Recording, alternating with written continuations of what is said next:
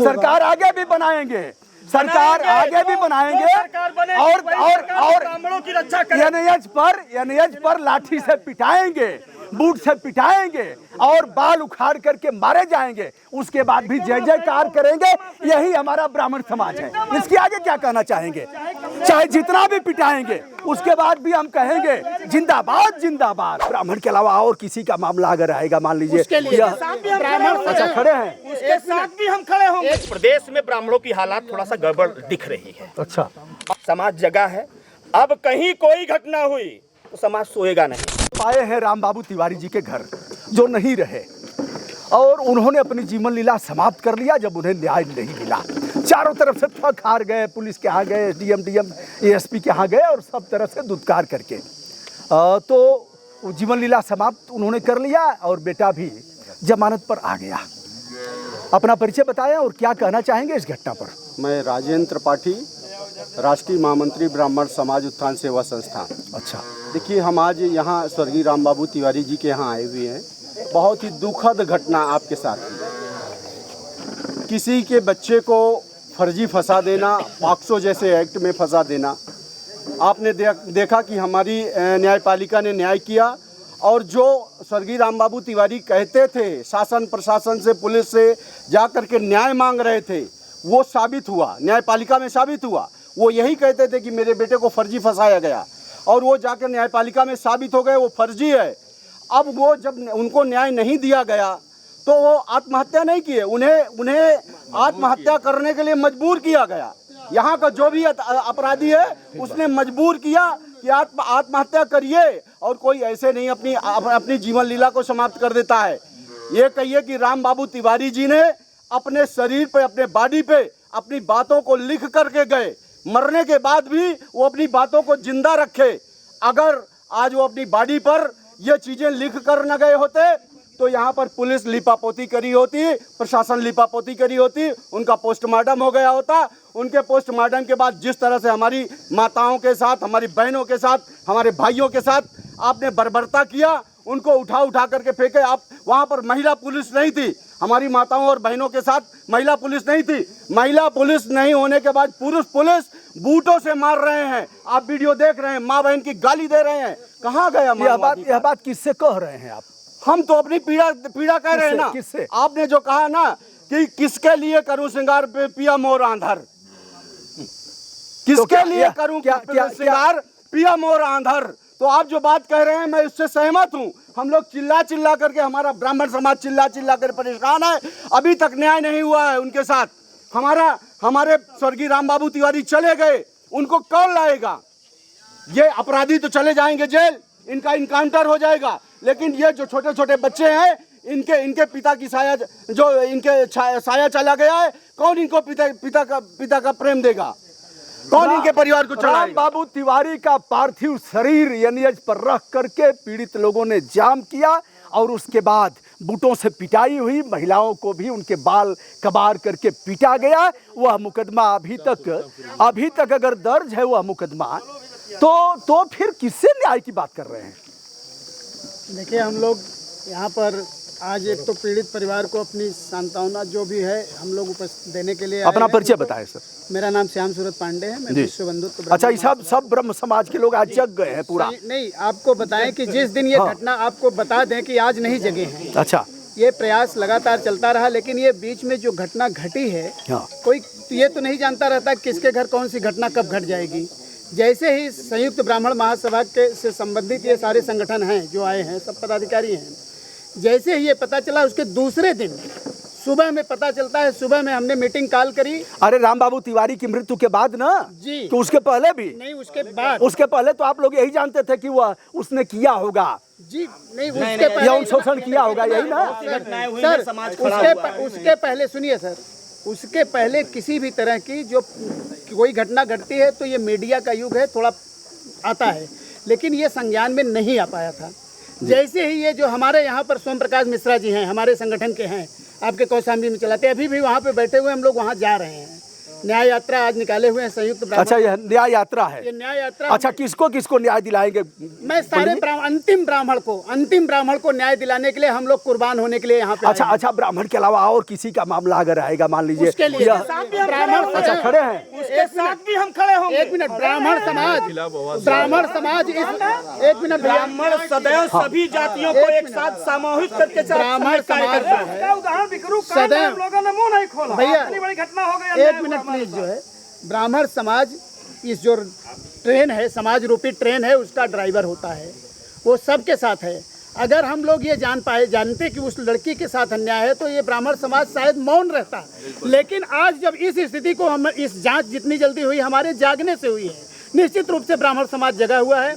और आज राम बाबू तिवारी जी उसके लिए अपनी प्राणों की आहुति दे करके ब्राह्मणों को एक चलिए, हम सर्व समाज के लिए, इन्होंने कहा कि हम सर्व समाज के लिए है, केवल ब्राह्मण समाज के लिए ही नहीं, सबके लिए है। जिसकी भी पीड़ा होगी, हमारा धर्म है कि उस पीड़ा को हम बांटेंगे और उसके साथ खड़े होंगे, ऐसा ही कहना है। आइए आइए आइए आइए आइए आइए, देख जी, आइए। अच्छा है कि आज आप लोग जग गए हैं। एक ललित तिवारी एक नाम है, सबके लिए बता दें, अगर नहीं जानते होंगे तो जान लीजिए। 20 साल जेल में रह करके ललितपुर के तिवारी जी 20 साल जेल में रहे, फर्जी रेप के केस में। आज क्या कर रहे हैं? दरवानी कर रहे हैं। शर्म नहीं है ब्राह्मण समाज को? दरवानी कर रहे हैं। और सारा मामला मैं जानता हूं और कोर्ट से निर्दोष साबित हुए। तो आज तो आप लोग जग गए हैं। तेरही तक लोग आएंगे, आकर के फिर चले जाएंगे, कल पूछेगा कौन? देखिए, अब गलत फहमी में है, ब्राह्मण समाज जग अच्छा जग गया है, अब ऐसा अब जग चुका है। मैंने पहले भी जगह है, तभी सरकार बन रही है। अब ऐसा नहीं होगा। सरकार आगे भी बनाएंगे, सरकार आगे भी बनाएंगे और ब्राह्मणों की रक्षा एनएच पर लाठी से पिटाएंगे, बूट से पिटाएंगे और बाल उखाड़ करके मारे जाएंगे। उसके बाद भी जय जयकार करेंगे। यही हमारा ब्राह्मण समाज है। इसके आगे क्या कहना चाहेंगे? चाहे जितना भी पिटाएंगे, उसके बाद भी हम कहेंगे जिंदाबाद जिंदाबाद, यही कहेंगे। अब महोदय, यह काम नहीं होगा उत्तर प्रदेश में जी। यह काम आज जितने ब्राह्मण संगठन यहाँ आए हैं, ये उत्तर प्रदेश की पहली घटना है। ठीक, अब ऐसा उत्तर प्रदेश में हरगिज नहीं होगा। इसके लिए लड़ाई चाहे हम लोगों को जो भी लड़ने पड़ी, आप इसके गवाहदार रहेंगे। ठीक, अब ऐसी घटना उत्तर प्रदेश में नहीं होने पाएगी। जो भी हुआ अब तो होना था, ये मानिए एक दुर्भाग्य था। आगे इसके लिए क्या कर रहे हैं आप लोग? विषय हम लोग इसकी लड़ाई लड़ेंगे। हाँ। और जो मांग है हमारी, कम से कम हमारे बड़े भाई राम बाबू जी के, उनके परिवार को एक नौकरी मिले। जो लड़का जेल गया था, हाँ। नौकरी मिले, उनके पत्नी को पेंशन मिले, 1 करोड़ मांग हो हमारे उनको आर्थिक मजबूती के लिए। लेकिन जो भी इस गलत कार्य में लिप्त हो, चाहे प्रशासन हो, चाहे जो भी हो, उसको तत्काल प्रभाव से बर्खास्त करना चाहिए। चलिए, चार बातें आई। एक तो पुलिस विभाग के जो दोषी लोग हैं उनको जेल भेजा जाए, नंबर 1। नंबर 2, सिद्धार्थ जो जमानत पर छूट करके आया है, निर्दोष साबित हुआ है, आपके कहने के अनुसार उसको नौकरी मिले। पेंशन तो वह देंगे ही, पेंशन दे देंगे, कोई बात नहीं, विधवा पेंशन कोई बड़ा विषय नहीं है। और चौथा विषय कि 1 करोड़ रुपया। चलिए, इन 4 मांगों में अगर पूरा नहीं होता है तो क्या करेंगे आप लोग? कहीं डूब के मर जाएंगे? कहीं क्या करेंगे? नहीं, पत्रकार मरेंगे कोई नहीं। हम लोग आपके साथ लड़ाई लड़ेंगे और पूरे प्रदेश में लड़ाई लड़ेंगे, चाहे सरकार से लड़ाई लड़ने पड़ी और चाहे प्रशासन से लड़ाई लड़नी पड़ी। आपको मैं वादा दे के जाता हूँ, आप देख लीजिए कि जितने ब्राह्मण संगठन के लोग हैं, सारे लोग जो है यह लड़ाई को लड़ेंगे। यह अब अंतिम घटना होगी उत्तर प्रदेश की। चलिए, ब्राह्मण समाज ने कहा है कि हम केवल ब्राह्मण के लिए ही नहीं, अन्य लोगों के लिए भी करेंगे, मानवता के लिए लड़ेंगे। इसमें साथ देने के लिए बैठिए भाई साहब, बैठिए। मेरा परिचय, मैं ओम प्रकाश सिंह बघेल, कभी सैनी थाने का सिपाही रहा हूँ। अरे, मैं यहाँ एक ज्ञान सिंह का कत्ल हुआ था। हाँ। तो मैं यहाँ सुरक्षा ड्यूटी में था। सुरक्षा ड्यूटी में राम लखन तिवारी जी के वहाँ हम लोगों को, पुलिस वालों को कहीं भोजन मिलता था तो राम लखन तिवारी जी के वहाँ ही भोजन मिलता था, और कहीं के गांव में हम लोगों को भोजन देने वाला नहीं था। राम बाबू के पिता थे, अनिल के पिताजी थे। और मेरा कहना ये है कि विप्र धेनु सुर संत हिता, लिन्ह मनुज अवतार, निज इच्छा निर्मित तनु, माया गुण गोपार। हमारे योगी जी का स्वभाव बिल्कुल उसी तरीके से है। अगर निचले स्तर की सूचना उन तक पहुंचेगी नहीं तो हमें न्याय कहां से मिलेगा। हम लोग संगठित होकर अपनी बात को माननीय योगी आदित्यनाथ जी तक पहुंचाना चाहते हैं। पहुंचाना ये चाहते हैं कि ये थाना जो है बाली के तरीके से काम कर रहा है। थाने के अंदर जाओ तो आधा बल समाप्त। जब तक ये सुग्रीव नहीं बनेगा, जब तक ये सुशासन के तरफ ग्रीव मतलब होता है बढ़ेगा नहीं, तब तक किसी गरीब को न्याय मिलने वाला नहीं है। ठीक है ना? बस इतनी ही बातों से आप ही लोग तो कहते हैं कि देखिए योगी की पुलिस है, योगी की पुलिस है जी, ललकारते भी हैं नहीं, और आप सिपाही भी रहे हैं, इसी थाने में रहे हैं, और जो परिवार पुलिस कर्मियों को दाना पानी देता था उसी परिवार ने फर्जी रेप का मुकदमा दर्ज कर दिया। उसी परिवार पर दोषारोपण हम कप्तान के ऊपर सौंप रहे हैं। दोषारोपण उस कप्तान का नहीं है, दोषारोपण विवेचना अधिकारी का है जो फर्जी मुकदमे को ओरिजिनल मुकदमा बना दिया। उस अधिकारी का क्या जानकारी है? हर गांव की एक सूचना उसके तक कहां पहुंच पाती है? हम निचले स्तर पर रिश्वत लेकर उसको दबा देते हैं। वही तो मेरा कहना है कि ये जब तक ये थाना बाली के बजाय सुग्रीव नहीं बनेगा तब तक जनता को न्याय कहां से मिलेगा। थाना बाली के समान है, जैसे ही कोई व्यक्ति जाता है थाने में वैसे ही उसका आधा बल खत्म हो जाता है, ऐसा कहना है बघेल साहब का। न्याय नहीं मिला तो कौशाम्बी के राम बाबू तिवारी ने जहर खा करके अपनी जीवन लीला समाप्त कर लिया। जिस बच्चे पर रेप का आरोप लगा था वो आरोप निराधार साबित होने के बाद अब जमानत भी मिल गई है। आगे क्या होगा? हमारे बीच अधिवक्ता हैं, शुभ नाम आपका? सीपी तिवारी एडवोकेट, जनपद न्यायालय में बेजा के रहने वाले हैं। तो क्या होगा इस मामले में? देखिए, मेरा सीधा सा कहना है कि ब्राह्मण समाज ने हर वर्ग का हित किया है, हर न्याय की लड़ाई में वकील साहब कानूनी विषय पर आइए। वही बता रहा हूँ, रहा है। आप संविधान पर आइए, संविधान पर। इसके बाद क्या होगा? निर्दोष वो साबित हो गया, मतलब जमानत हो गई, उनका जीवन चला गया, उसके बाद क्या होगा? बरी हो जाएगा, वो अलग की बात है। हाँ, लेकिन उसमें दोषी कौन है? दोषी कौन है? इसमें ग्राम प्रधान, और चूंकि पास्को का मामला है, नाबालिग का मामला है, तो ये सीओ को विवेचना का राइट है। इसमें इंस्पेक्टर, दरोगा इसमें विवेचना नहीं कर सकता। सारा टारगेट तो सीओ का है। सीओ के खिलाफ एफआईआर लिखा जाना चाहिए, और इंस्पेक्टर भी दोषी है चूंकि सीओ के लिखा जाना चाहिए। सब यही करें, चाहिए, ऐसा होना चाहिए। करेगा कौन? कराएगा कौन? मैं बता रहा हूँ, कराएगा कौन? ब्राह्मण समाज के अधिवक्ता भी पूरे देश में है, इस चीज को ध्यान रखना है। अगर कानून से हम अगर शासन या सत्ता या पुलिस ने नहीं किया, अधिवक्ता को पैसा मिलेगा तो फिर नहीं, ये आप गलत भाषा बोल रहे हैं। क्यों नहीं कर रहा हो? कौन आया अभी तक? बताइए, 5 नाम बताइए। लेता है, उसका वैधानिक अधिकार है, लेकिन यहाँ हमारे अरे मानवीय है कि नहीं है? समाज ही क्यों, अन्य लोगों के लिए नहीं करेंगे? सबके लिए करते हैं हम लोग।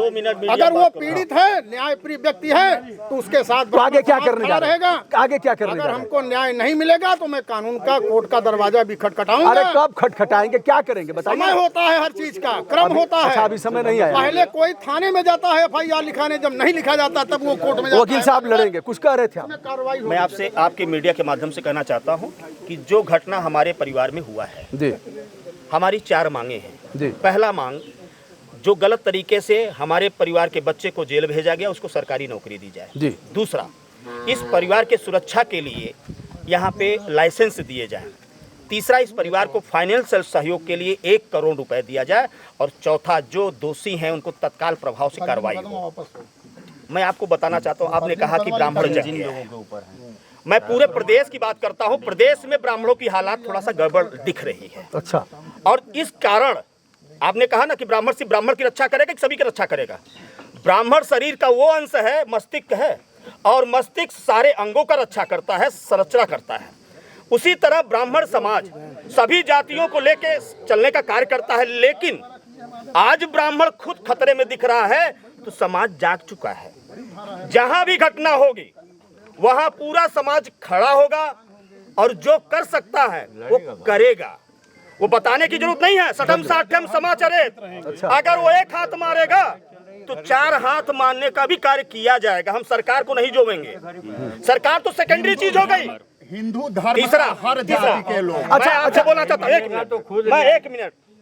यहाँ आने के बाद जो भी कमी इस परिवार में हुआ है, एक प्रतिनिधिमंडल माननीय मुख्यमंत्री योगी आदित्यनाथ जी के पास भी बैठेगा। और एक बात भाई साहब ने कहा है कि सारी बातें वहां तक पहुंच नहीं पाती, फिल्टर होके पहुंचती हैं। बहुत चीजें हम बोल नहीं सकते। आप लोग तो वहाँ पहुँच पूर्ण नहीं पाते। विश्वास के साथ कहता वहाँ हूँ, पहुँच नहीं या पाते तो आप। नहीं पहुंच जाता हूँ। अच्छा, पहुँच जाते हैं। पहुंचता हूँ। मैं कहने का तात्पर्य सिर्फ ये है, समाज जगा है। अब कहीं कोई घटना हुई तो समाज सोएगा नहीं। दूसरा नंबर, आप ये भी जानते हैं कि जब समाज जागता है तो बहुत चीज चेंज भी होता है। हम किसी को बना भी सकते तो बिगाड़ भी सकते हैं। जय हिंद, जय भारत, जय भारतीय। 7-12 संतान हैं। 2007 इसकी गवाह है।